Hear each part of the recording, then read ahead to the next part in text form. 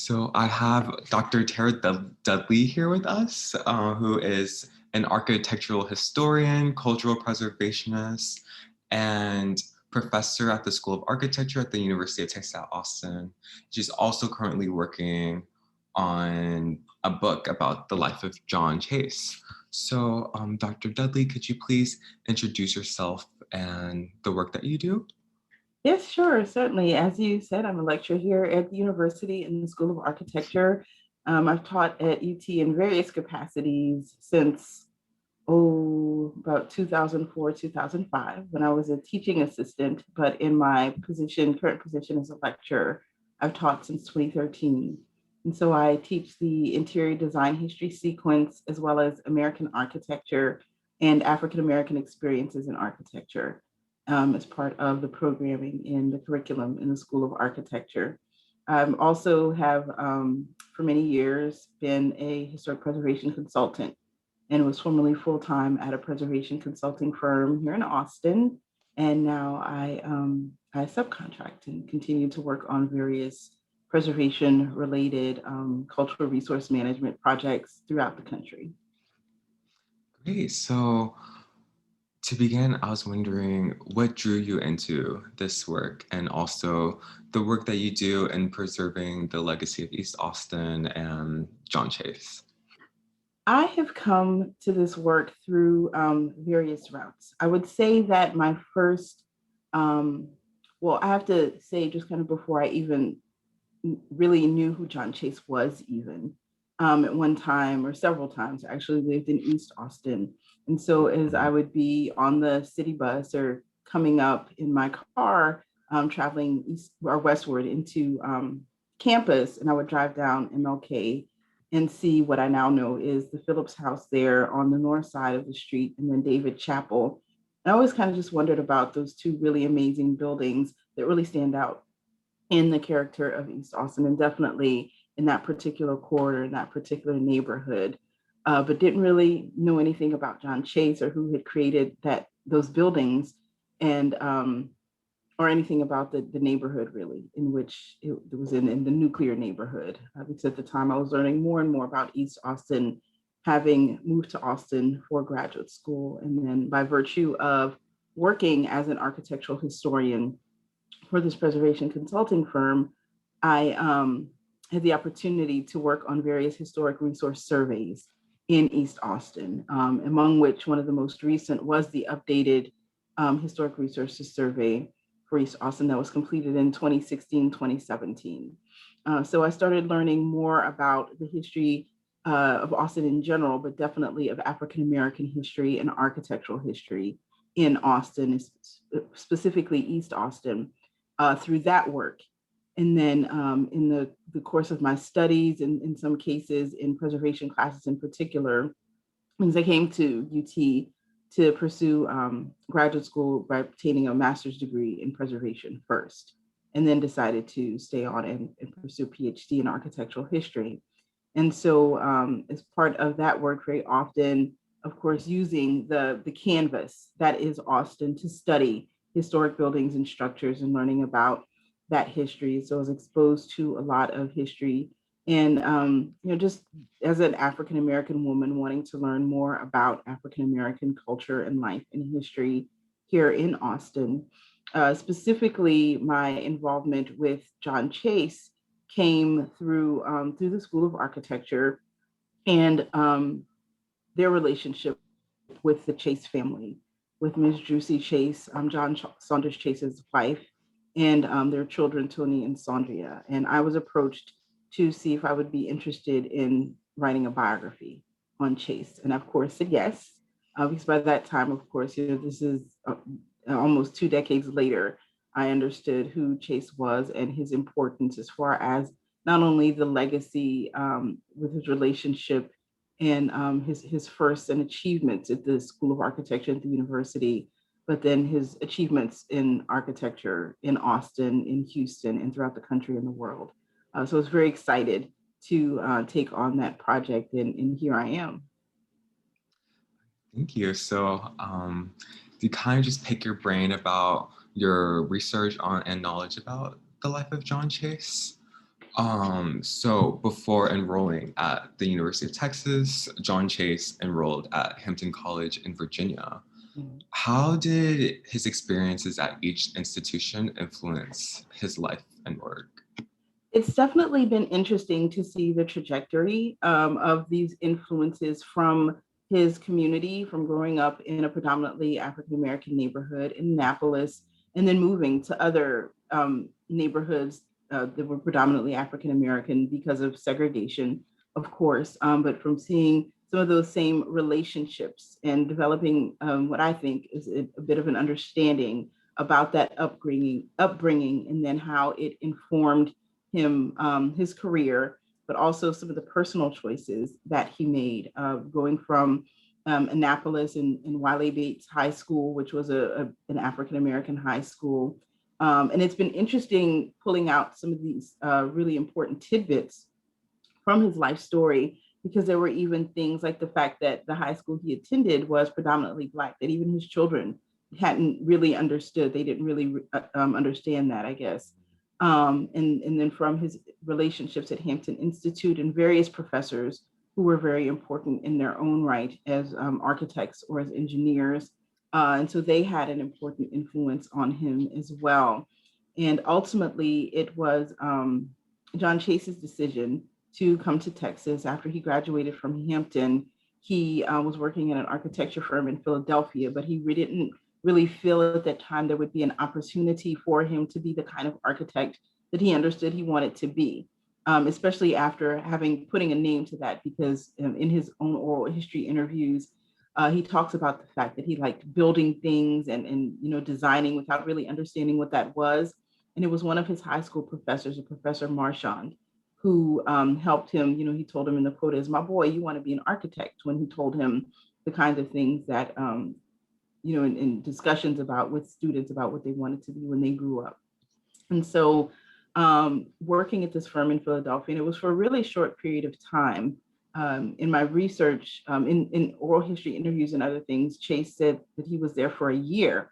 But by my calculations, from when he graduated in early 1948 until his arrival, there's evidence that he was here in Austin by August of 1948. So he really was at that firm for a matter of months before understanding that he didn't want to be there, and recognizing some of the opportunities that were available in the South, with like infrastructure being built and relationships between various organizations.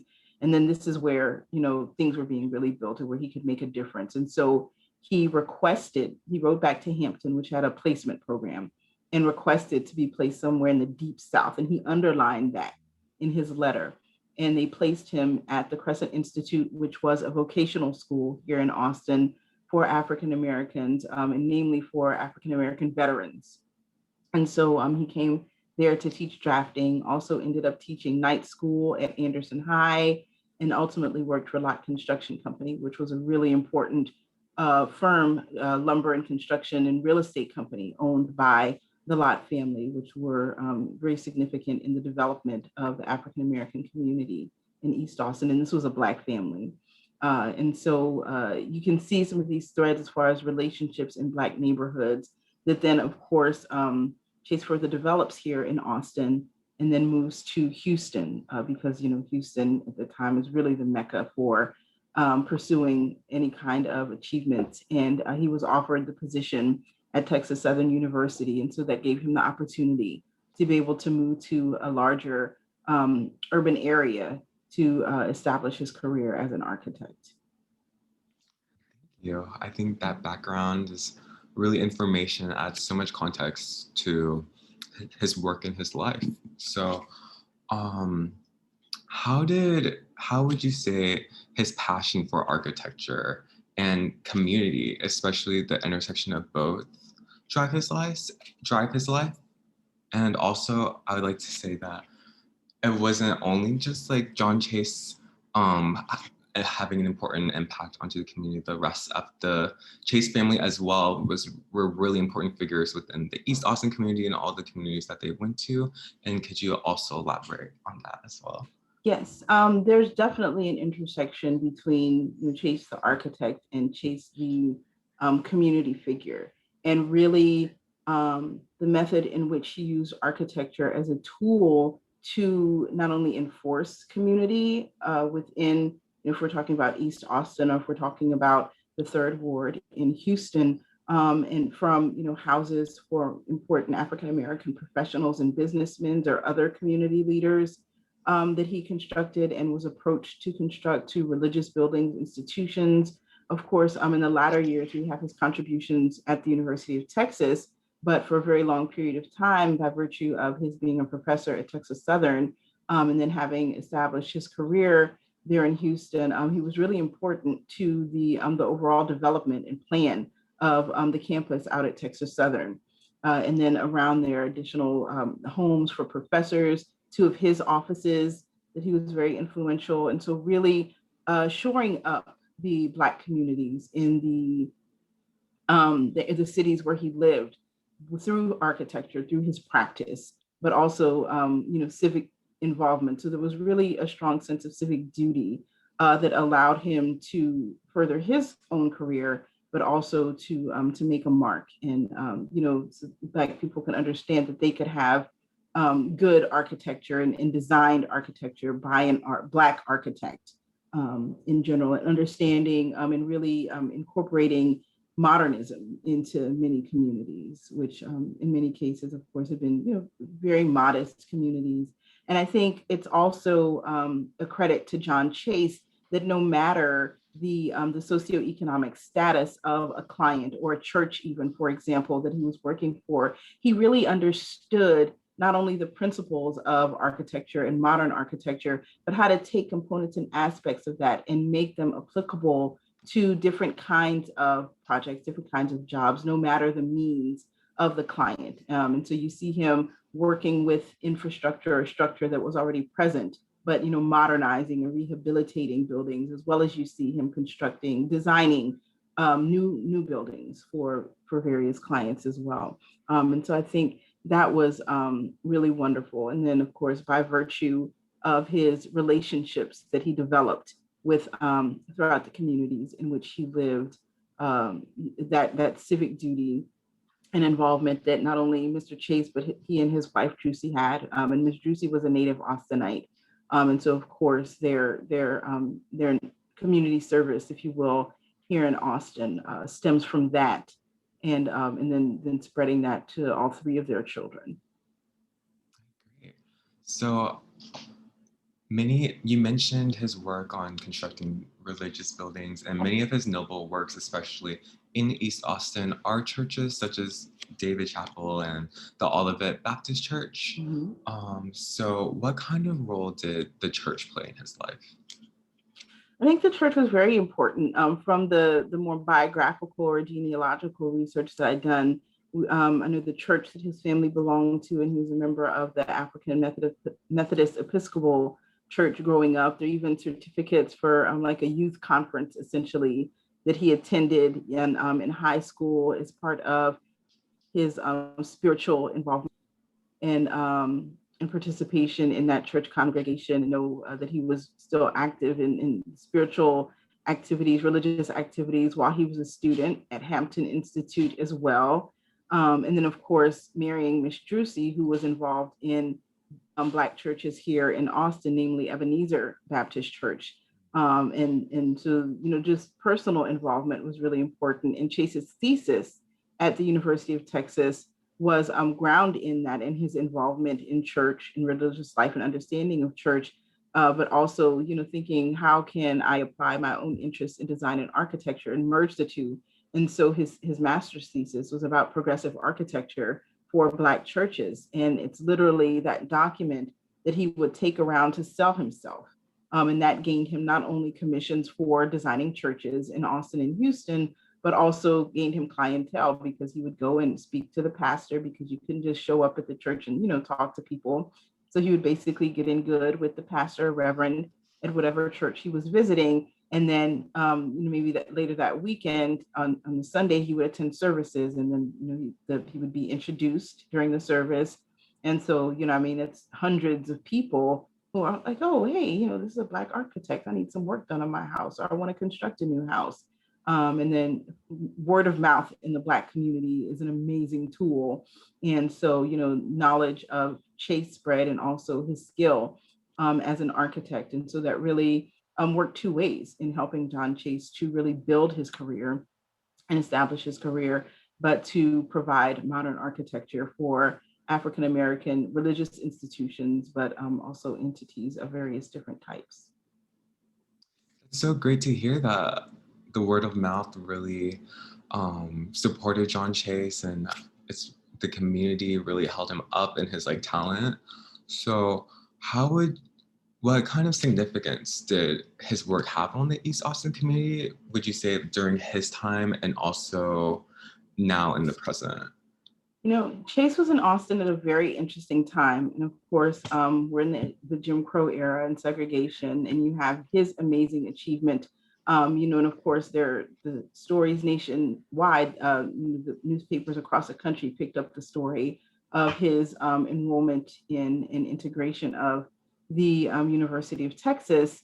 And you even see, snippets of stories in the Austin newspaper and the Statesman and in the Austin American. And so just, knowledge of him in the community was there. And very early on, he really became, I think, was embraced by the community, but also in turn embraced the community by virtue, as I said, of his religious involvement.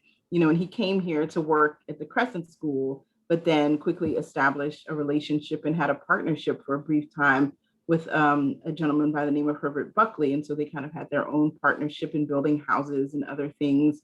um, there aren't that many or any other really John Chases in Austin at the time, and this was also something that helped me to confirm the date that he was here. But there was a couple that he helped. I guess maybe was working in an advisory capacity and helping them get permitting or something for a house very early on here, and so really becoming involved in the life of the community in ways like that as well. And then, quickly was working with the Lot Construction Company, who was building houses in various neighborhoods strictly for African Americans in East Austin. And so his role it was really wonderful, the manner in which he, came to Austin and really made it home and made it his own, and was able to be involved in the life of the community and really help to shore up and support Black institutions that were here, at a time where, many of these institutions are also fighting against the strain of segregation. And so at the same time, shoring that up and keeping that foundation that had been there in the Black community, but being aware of and of the possibilities for equality and equal architecture, equal education, and so on and so forth, and just sharing that by virtue of his skill as an architect is something that was really important and really stands out. And you see him, and of course everyone knows John Chase, the wonderful architect in Houston, but you really see the development of that the modernity in his work and how that suited the African American community. You see the civic involvement and what that meant, from large to small scales. He really developed that here in Austin, and so I think it's very important for us to consider and not forget the foundation that Chase laid here, even though he was only in Austin really for a very short period of time. Yeah, you mentioned that short story of him helping out the couple finding a permit. I think that just indicates like this larger sense of community and mutual aid that was so prevalent in the East Austin community, especially like during that time. And I think that really speaks to John Chase's legacy as well. And I was wondering if there are other like notable stories or details about his life that kind of speak to that come to I mind. mean, just throughout his career, and there's not a list of works, and so, and just listening to him talk, you could tell that he was very humble, even as he understood the import, and the significance of, his integrating University of Texas in Austin, becoming the first licensed African American architect in Texas. Obviously, that's something of which one is aware, but he remained very humble throughout his career. And so he wasn't really one to, boast or brag. And it's just these instances in understanding what life was like for African Americans in the United States, in Texas, at this time period, and just the quietness. And, there's not a list of works where, I designed this, this, and this, and this. And so that's been an interesting um, process. It's part of the book writing, is taking from the disparate sources, whether they're, things that have been published about Chase or his oral history interviews, to see what projects he mentions, or to there actually are a set of drawings in Houston, but they're by no means complete or comprehensive of his works. And to date, I've compiled a list of about 300 projects, which is still incomplete. And just last week, literally, I was contacted by the Texas Historical Commission because of their work with the General Land Office and some ongoing efforts that they are pursuing with damages to property after Hurricane Harvey. They came across a home, and they found the building contract and trying to figure out what to do about this house that had more extensive damage than was previously thought. They find the building contract, and it was the home of an African-American dentist who was a native of Ohio, ended up in Texas City to pursue his career as a dentist after teaching at Howard, and other places, and practicing in other places. But the contract for the builder indicates that, this house will be constructed by this builder according to the plans of John S. Chase. And that was just kind of an accidental finding. And just so, it's just interesting to me knowing of, the community knew his import and knew his impact. And it's just really important for me to shed even more light on that. Thank you for that. That's such an amazing story. Yes, it was. I mean, I was quite shocked and surprised, and it was quite funny because I got emails like simultaneously from two different parties at the THC, kind of approaching the subject from different. I was like, "What is this? Why are you?" And it was just one was, "Do you know about this?" And it's a picture of a house. And the other email, I can't even remember what the email was, but then as I'm reading and they're replying and putting two and two together, and I was floored. So it was, and who knows how many other houses and other institutions are out there, but we'll be on the lookout. And I think bringing his work and an understanding of the manner in which he designed, for whom he designed, will help to illuminate that a little bit more. So I definitely look forward to finding additional Chase works across the country. Great. So I love how you mentioned his work of bringing into modernity into his designs and into the communities that he's designing for. And could you possibly go into more detail about how his life experiences played a role in developing his architectural style and describing his style in general? Sure. I think Chase was, you live in a historic city like Annapolis. It has a certain type of architecture.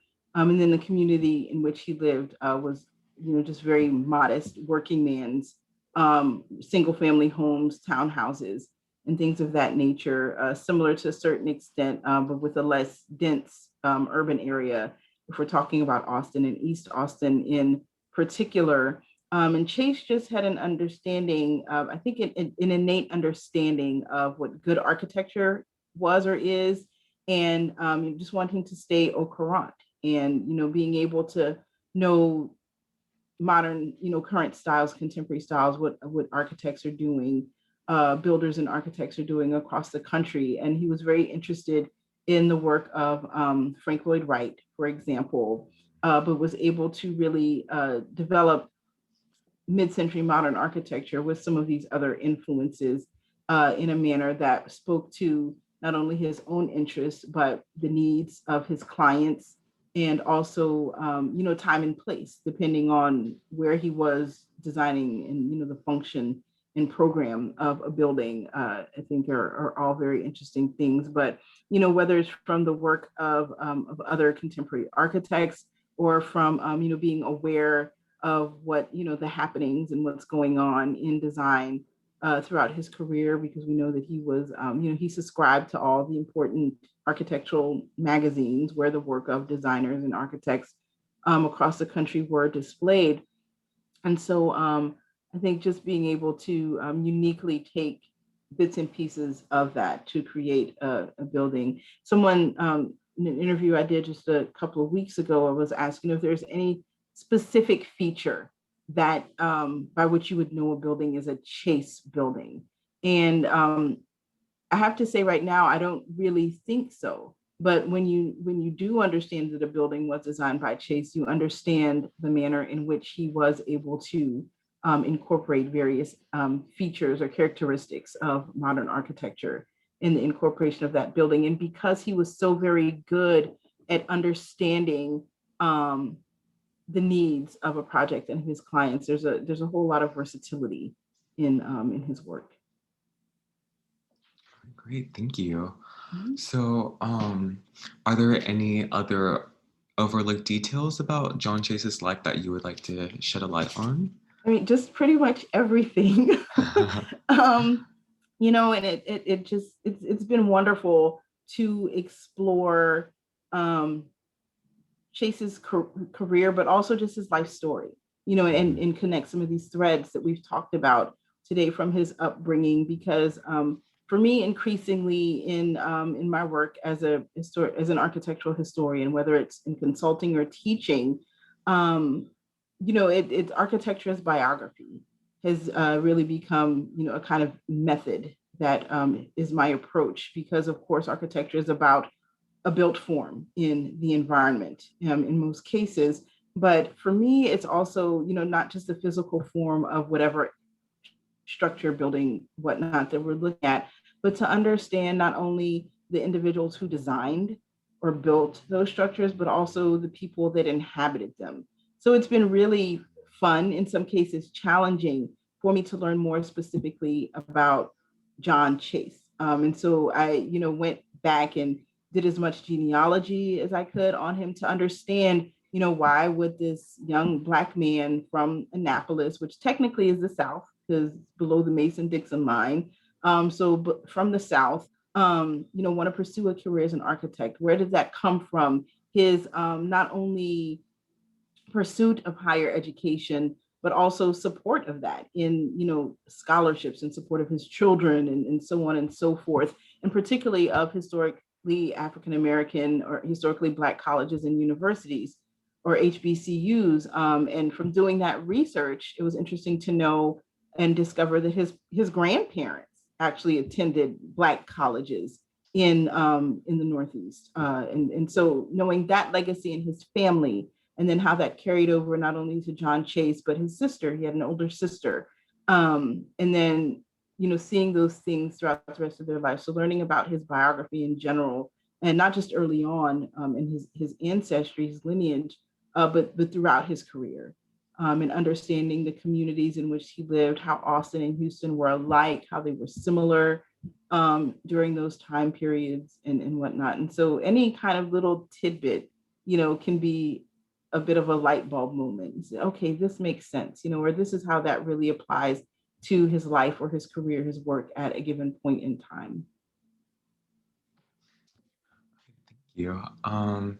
So I would like to talk about the past lives of what is going to become the John S. Chase Building, and it originally served as the headquarters for the Colored Teachers Association of Texas, and most recently existed as the House of Elegance.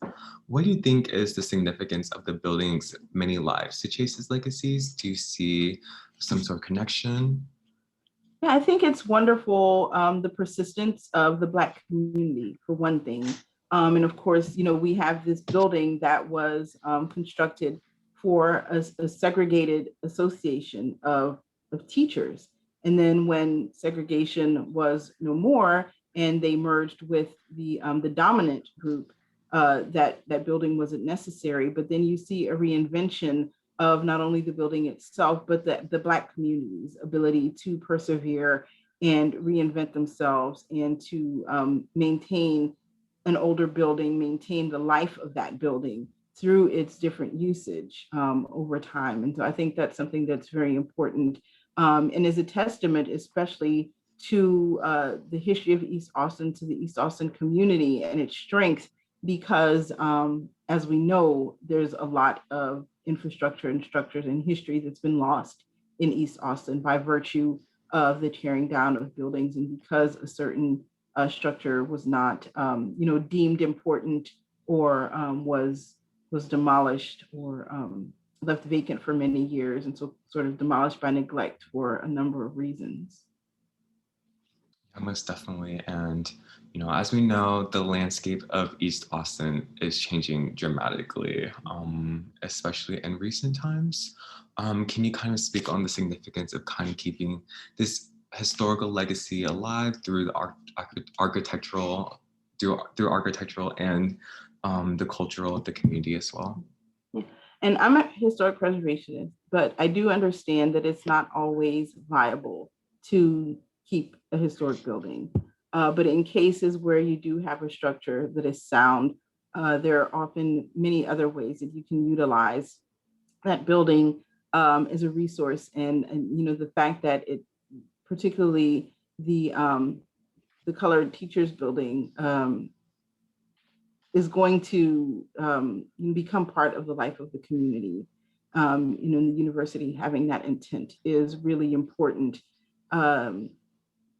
I wish more developers and others would explore some of those opportunities in larger ways. It's a really hard discussion, but definitely more can be done about, from various groups, from different people involved in the preservation of buildings, in real estate, and so on and so forth.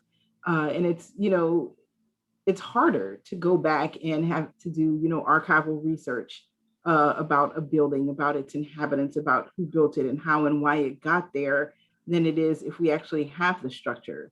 And I think it's really unfortunate that for the Black community, not only in Austin, but across the country and other marginalized communities, that we have to do that to know those stories. And part of the problem is because we don't know the stories, we don't understand the context in some of these relationships. And so that's why it's really important for me to have that context in learning about John Chase, as well as other builders in East Austin, and knowing those relationships, because it's not just about the building, it's about the story of the people and of the community, and why that building came to be in the first place, why it is.